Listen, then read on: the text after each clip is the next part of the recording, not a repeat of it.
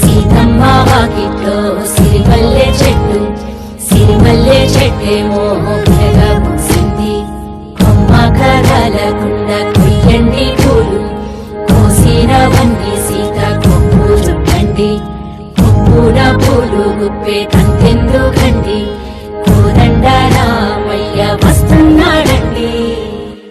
నానన ననన నానన ననన నానన ననన నానన ఏ ఏ ఏ ఏ ఏ ఏ. మేఘాల్లో సన్నాయి రాగం మోగింది, మేళాలు తాళాలు వినరండి. సిరికి శ్రీహరికి కళ్యాణం కానుంది. శ్రీరస్తు శుభమస్తు